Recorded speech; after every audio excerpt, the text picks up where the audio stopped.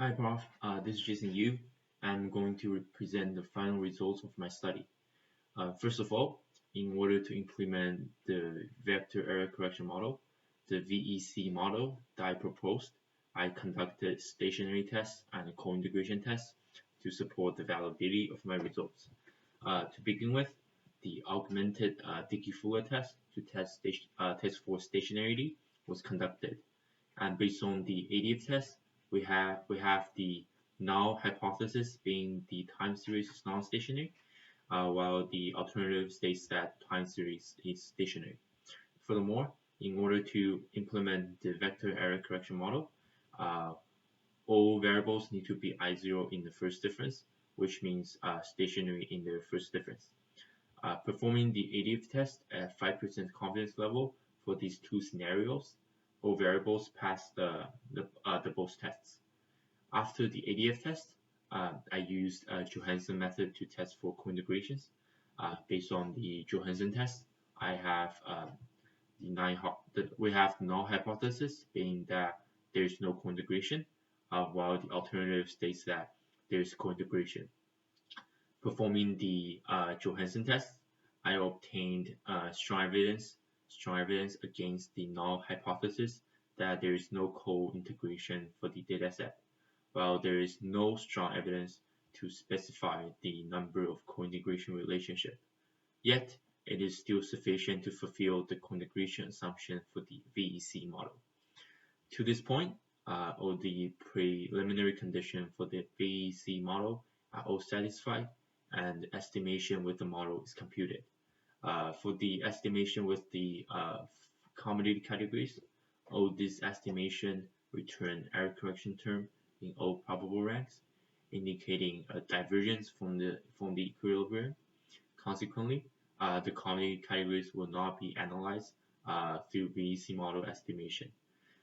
For the estimation with the main dependent variable, the overall export, the rank R equals to 1 shows the best results, which has negative error correction term that is significant. Based on the VEC model, we have the null hypothesis being the coefficients of variable equals to 0, while the alternative states that the coefficient of variable does not equal to 0.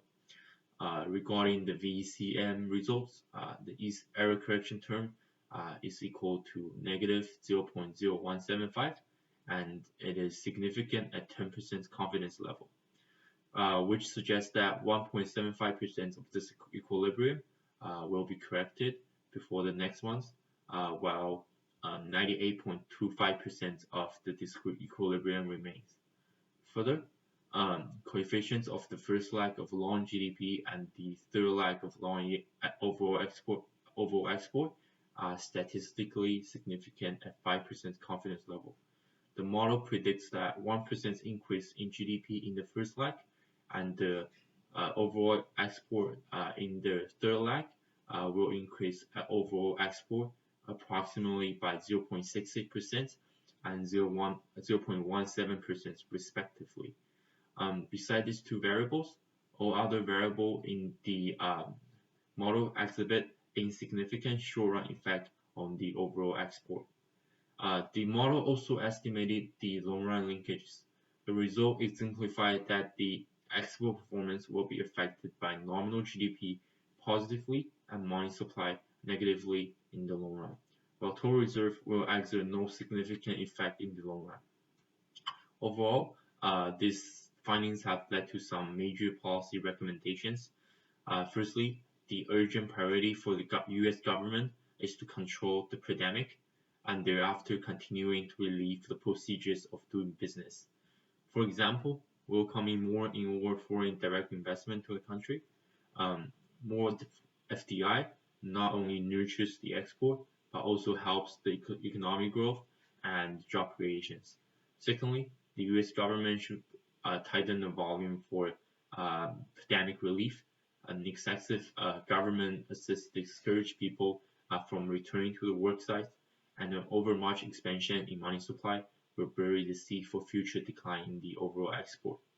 Lastly, we see that from the error correction term estimation, this equilibrium takes more than 3 years for the half recovery and exponentially longer for the full recovery if there's no shocks or policy intervention.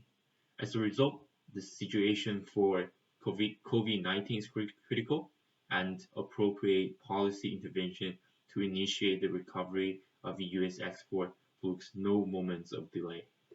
Uh, Thank you all for listening. That's all. That's it for my presentation.